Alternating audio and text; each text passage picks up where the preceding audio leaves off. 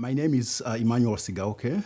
I grew up in Zimbabwe and have lived in Sacramento for 26 years, which really happens to be the subject of my current poetry manuscript entitled 26. It's going to capture some moments. Whenever I write a new poetry manuscript, there's always a cluster of poems about mothers or the idea of mother or motherhood. So to honor that tradition, I'm going to start with a reading of a poem entitled Remembering Mother. Here is a woman who is going to be my mother once this Gehenna extinguishes and the rains whisper in the Gwenyaya plains. Harare is not yet Harare. We are in the 60s and Chimurenga too has not begun, so Harare is still Salisbury, Rhodesia's capital, reporting to the Queen. Mother, she is Mfakose, first wife of the Malawian who is also husband to her aunt, her father's sister, who, doomed not to bear again, whispered to her brother, and the girl who will be my mother was thrown on the first bus to Harare. Remember, Harare is not yet Harare, so the War of Independence begins once Rhodesia plagiarizes Thomas Jefferson, pissing off England, and no one knows yet, not even if one tries, when the country will be free from Rhodes' dream, the assault by the declared Rhodesians. In Mufakose, she, the woman to be my mother, bears a girl and the Malawian smiles because his money has borne fruit, bright prize money of his toil at the yes master job in the suburbs, where he does not live, could not dare live. My sister is born in Mufakose, west side of the city, choking with the fumes of progress, but no one knows yet about me in the mid-60s when Chimurenga is ignited by the independence of countries north of us. She doesn't last with the Malawian, the woman soon to be my mother, whose aunt cannot stand the feast of youth anymore. The woman to be my mother must leave now. That's the only way she will be my mother. That's the only way I can have a mother. That's the only way my father will plant a legacy and die.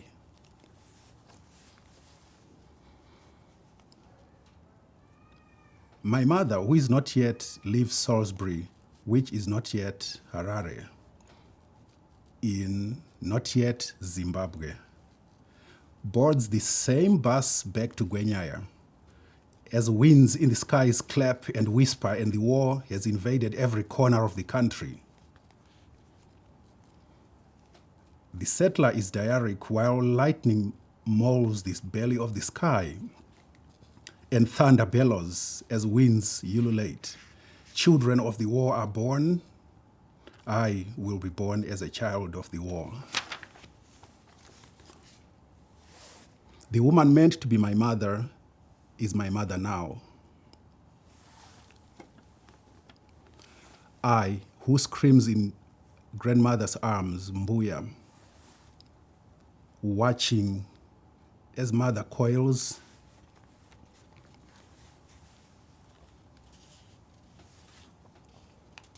in pain, holding groin. They say she never recovered.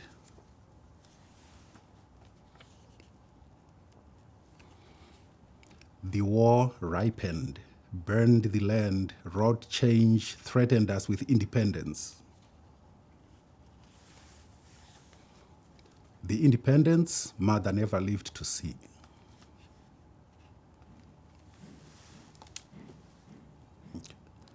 They say she raised to join the men who had planted a legacy 3 years after mother left the Malawian to be my mother in wartime, the war that exhausted many a dream, gave birth to new ones, gave birth to me, who later ran soccer kicking in school, toy-toying at Gwawachemai, ass-whipped by war veterans determined to build the concrete walls of independence in our minds.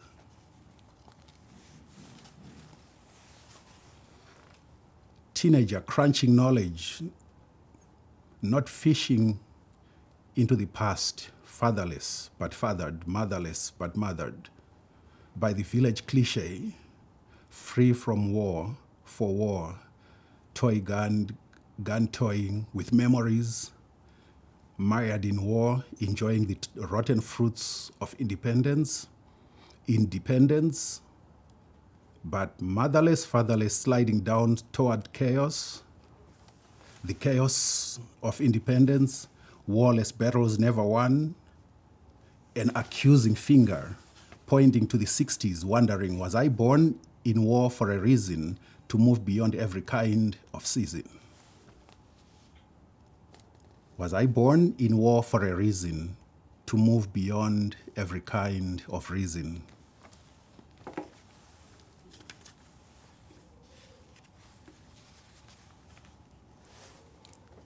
UZ 1994, which here would be UZ 1994, and that stands for University of Zimbabwe.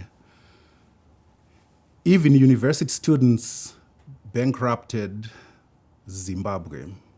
Throngs of tight-stomached book fugitives choking traffic down 2nd Avenue, jogging to higher education to throw rocks and hurl boulders of anger. Give us our money! Nearby, some lunchless workers look on and wish this was Tiananmen Square.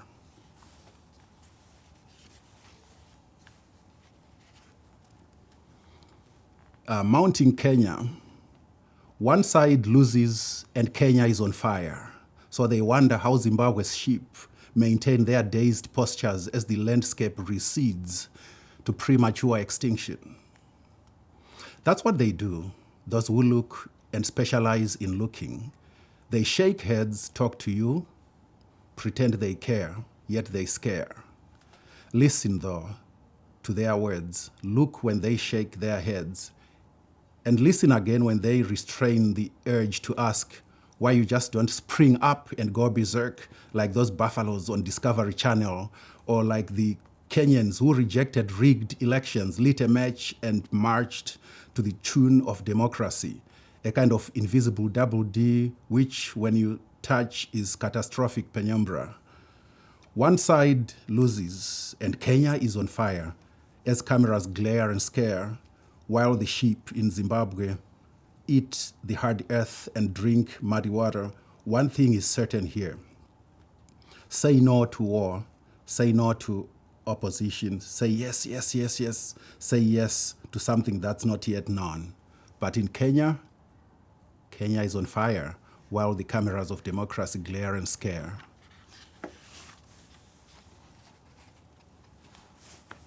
Beyond green.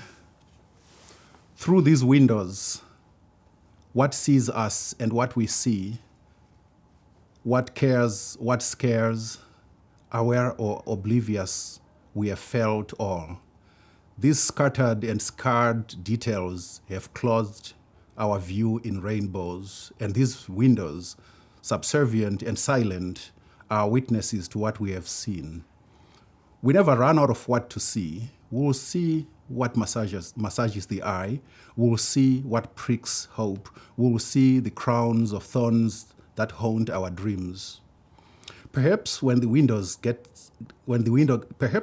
gets tired of exposing these details, we'll see what within has always not been part of the view. For now, the secret is, we'll have to keep looking beyond the green hills of Nyanga if ever we are to catch up with fugitive hope.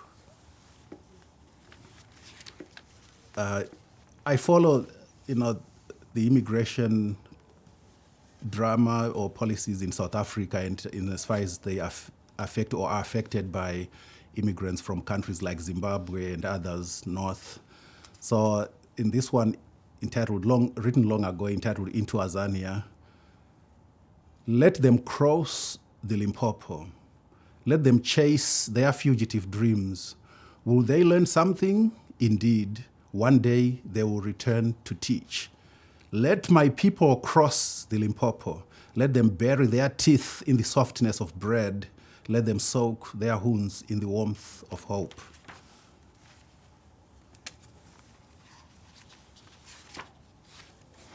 So Oliver Mtukudzi, popularly known as Tuku, leading African Zimbabwean jazz artist, used to visit Northern California and frequented Oakland and San Francisco. So of course we would go, all the Zimbabweans and other Africans in the area and other people would go and see him in action. So this one is entitled Harry Tuku in Concert. If you were with me, you too would have seen Tuku at Yoshi's, premier jazz stylist giant of Southern Africa. Tuku has a voice that rouses the dead, a consciousness that slaps one from the sleep of forgetfulness. He lit sparks of memory. Then as we swayed to songs about aging and not aging, about going away and coming back, especially coming back, about stranded love, betrayed Limpopos of tears, stories of learning to forget, about forgetting to learn, we coalesced with the stone soul, the pride of our homeland. This Zimbabwean musician, years upon years of rearing the young and the old alike, Tuku, the king of Shauro, unbruised by time and change, able to keep a smile when he mouths the legend Zimbabwe, to some a torn, often deserted, unremembered chamber of squalor, impossible efforts, dead spirits of the once caring dead.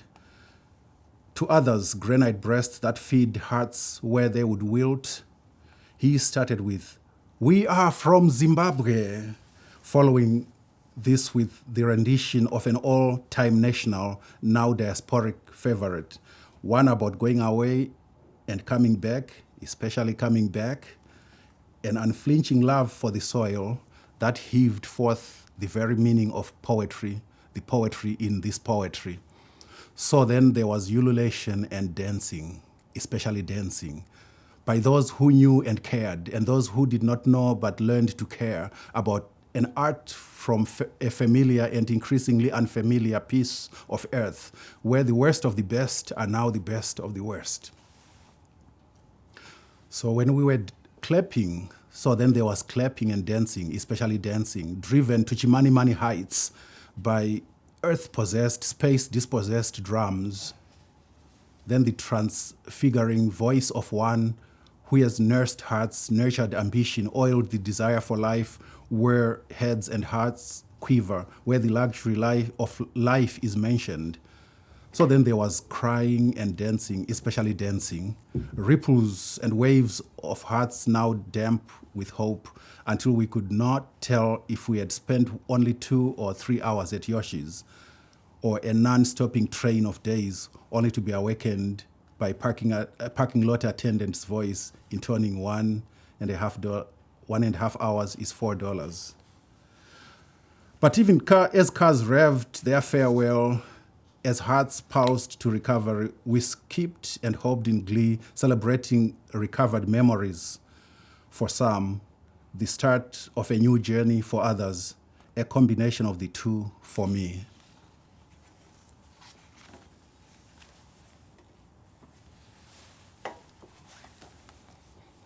Okay. Right, so we are in a new book. So there's a poem again there about motherhood, a mother. This one is called A House for Mother, which is also a title for a manuscript I'm working on entitled A House for Mother. It's a shame we never finished Mother's House. The plan germinated on Independence Day. Then we left the village and settled in Harare, occasionally returning home at Christmas to sleep in Mother's rickety hut. It's a shame, though, we never noticed the village's embrace of the new solar-lit homes, frowning at our grass thatch that pricked the village's pride and exposed our backwardness. So one December day, we molded concrete bricks, dug a foundation, hired a builder, and left for the city where we owned too much furniture in other people's houses, where we brushed shoulders with eviction. A big house back home would be our validation and Mother's pride. But it's a shame we never finished that house, though. Now Mother sleeps under the glaring sky in a roofless, half-walled apparition, blanketed by the moon. Scanty taste of how it would feel to be in a real house, which would be complete by now, had we not left the village to hide in the city, away from the village whispers and the bushes' muffled laughter.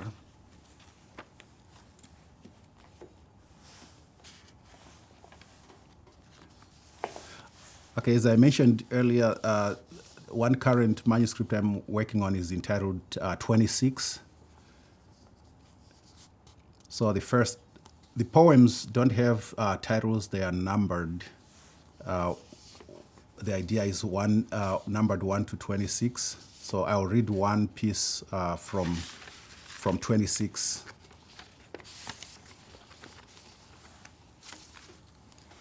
After 5 decades on this earth, there is something you ought to know, something you ought to remember, or learn to forget with intensity. Effortless forgetting, sacrosanct remembering, naming even before a word for it exists.